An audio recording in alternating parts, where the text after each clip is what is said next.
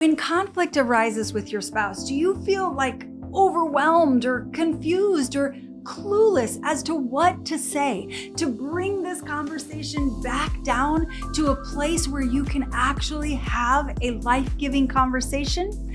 If that's you, in this episode, I'm going to share with you 12 powerful phrases to help you do just that. Hey, I'm Julia, coach and couples trainer, and I love guiding couples to create the marriages that they long for. If that's what you need, make sure you subscribe so you don't miss an episode. And in the comments below, would you let me know what topics you would love to hear more about? Before we jump into these 12 phrases, I want to set a very important foundation that there are no magic words. You can have exactly the right words to say, but if the way you presence yourself in the conversation speaks of arrogance or speaks of being right or speaks of, being positioned, those words are not going to help you at all. And the beautiful thing is if you can show up and presence yourself in really helping your spouse feel and know that you're for them, you can fumble through your words. You don't need to have the perfect words. Your presence speaks far louder than words. So please keep that in mind. And I want to invite you to consider that the phrases that I'm going to share with you actually can help you presence yourself. They can help you get focused on what you're in that conversation for. What is the vision you have? What is the outcome that you want? And these phrases can help offer you the ingredients for connection. So as I go through these, I invite you to listen for the top 3. You're not going to be able to remember 12, but can you just pick out the top 3 that you think will be most useful for you in the next conversation with your spouse? And it will help you take value away and actually implement some of what you're learning. So phrase number 1 is, I want to connect with you. When things are going crazy and you start raising your voice or they start shutting down, if you can just simply look them in the eyes and with a pure heart and an honest heart say, my desire is to connect with you, it can shift the conversation.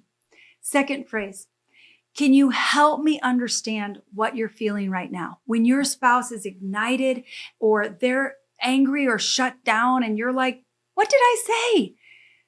Just calmly ask, can you help me understand what you're feeling right now? If they'll be able to just say, I'm angry, it can open up the conversation to be like, okay, help me understand. We're going to come up to a phrase here later that you can use that can help you move into deeper understanding of what's bringing them to feel what they're feeling. Just keep in mind, questions shift the whole conversation. Often when we are ignited, we are making statements. I don't like it when you do that.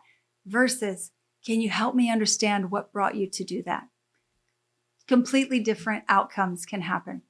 The third phrase is, I would feel that way too if I saw it the way you do, right? So when your spouse says, I feel angry because you're treating me like I'm dumb. Wow, well, if I felt like you were saying I was dumb, I would feel angry too. When you invite empathy into a conversation that's rising in tension, that empathy is like a calming, it's like a resetting, a regrounding of the conversation. Fourth phrase is, can we take a break and own what each of us are contributing? This is the most powerful phrase that my husband and I began using about 12 years ago in our conversations, and it is still our main go-to. When tension is rising, one of us will say, can we take a break? Can we take 5 minutes and come back? And each of us share what we're contributing to this breakdown.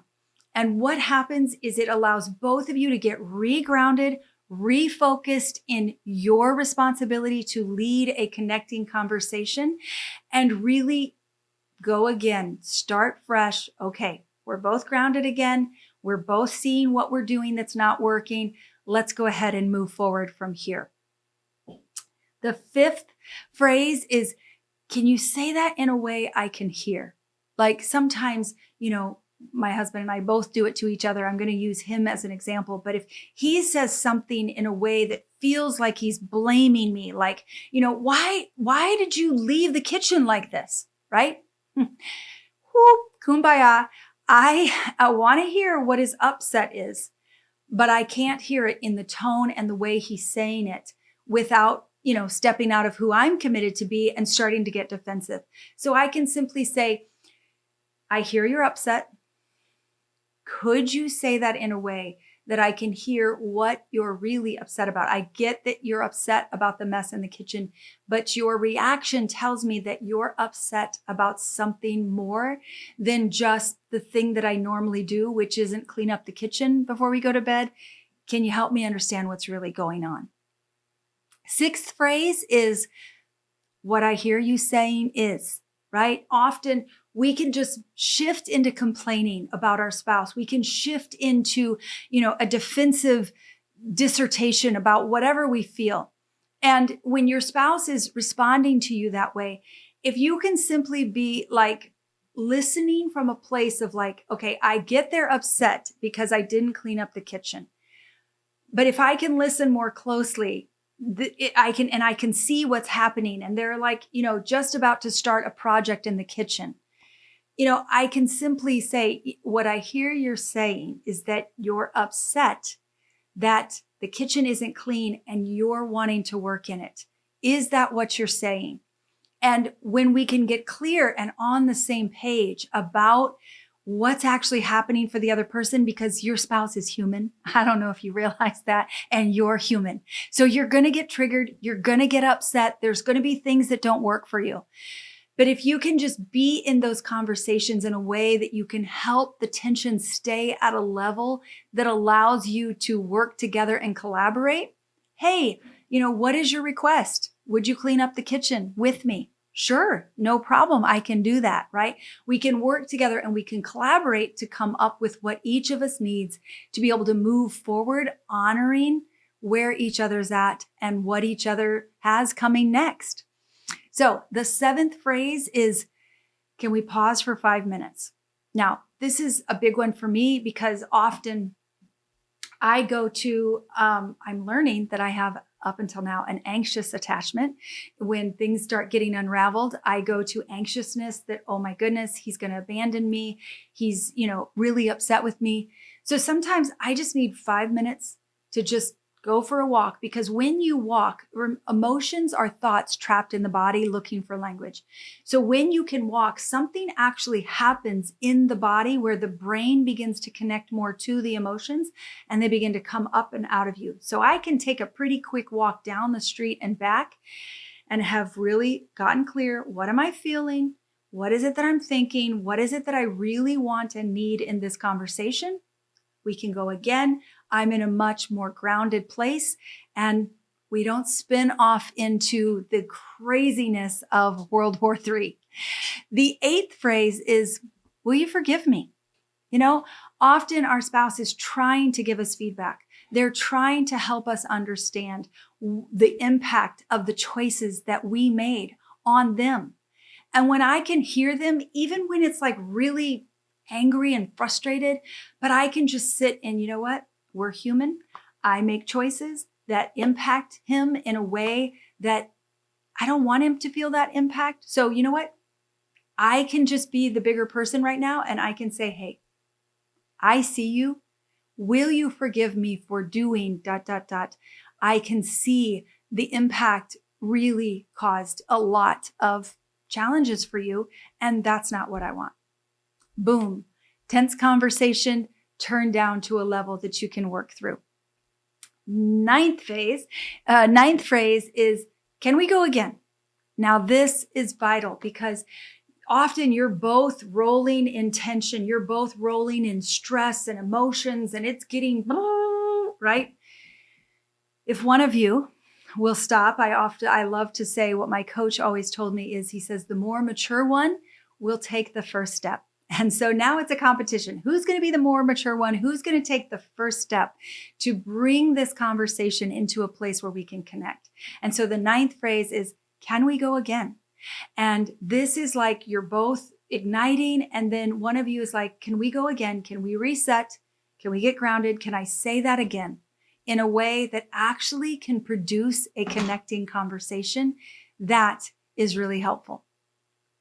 The 10th phrase is, it's not actually a phrase. It's actually to ask a question about what they're saying.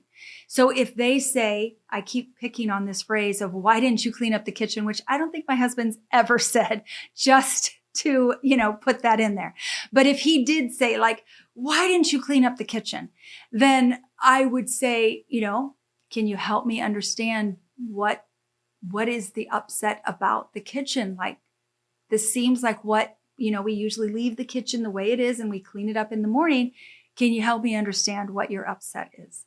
By asking a question, the other person begins to feel heard, and it shifts the tension in them, and they can talk in a way that's much easier. Tension, I like to look at tension on a scale of 1 to 10, right? So anything 6, 5.5 and below, you can have a life-giving conversation. You can work through the tension to create growth and connection. When it gets into that 5.5 to 10, it's really hard to connect. It's really hard to have a life-giving conversation or produce any results. So these phrases are to help bring you back from a level 6 to 10 into 1 to 5.5. Okay, let's come back into working to be able to hear and understand each other, right? The 10th phrase that you can use is, can you tell me more about what's bringing you to shut down? Or can you tell me more about what seems to be making you angry in this moment? Again, when they feel heard, it can shift the tension from that high level to a medium or low level where you can work through the conversation. 11th phrase is, can I have a few minutes to think about what you're saying?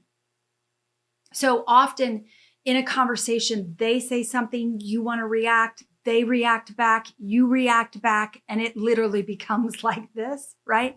So if one of you can take a minute and just say, hey, let me pull myself out of this back and forth. Let me just think about what you're saying.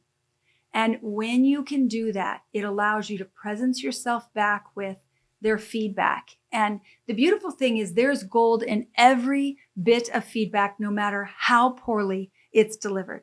So if you will listen to what your spouse is saying and look at it as feedback, that there's gold in there. They're trying to help you understand your impact has hurt them, it's offended them, it's triggered something in them. That can create a powerful conversation. And the 12th and final phase is, I can understand why you feel that way. Again, the beauty of a powerful conversation, a connecting conversation, a tension that produces growth, is you both feel seen and heard. And it takes one of you choosing to make sure that your spouse feels heard. That's hard to do. It takes maturity. It takes growth of character. And I've been at this work for 12 years, and I still, even just this morning, I was angry that I felt my husband wasn't hearing me. And I was focused on making sure he could hear me rather than shifting. And when we finally did shift it, and I was willing to hear him and he was willing to hear me, we grew. We learned something very powerful about each other, and it is making we both have clarity in how to move forward in new ways. So I want to remind you, conflict in your marriage is normal. It arises to bring you growth and learning. It's really hard to grow and learn when you're in 5.5 or above. And the growing and learning happens when you can keep that tension in the 1 to 5.5. So each spouse, each of you in your marriage have the responsibility of leading a connecting conversation with your spouse, no matter how high the tension is. And my hope is that these 12 phrases can be helpful for you as you picked out your favorite 3. Hopefully you got your 3 gathered as we went through that. If you wrote them all down, circle the 3 that you like the most. And then I would love to I would love to have you share with me, what is the number 1 phrase of those 3 that you're going to implement in the next conversation that you find yourself in with your spouse where tension is arising? Would you share it in the comments below so we can all learn together as each of us shares what phrase? Maybe there's a top phrase, and then I can, teach a whole lesson or a whole episode on that. So if you found this episode helpful, would you give it a thumbs up? And would you go the next step and share it with a friend who longs to have connecting conversations with their spouse? Hey, hun. Yeah.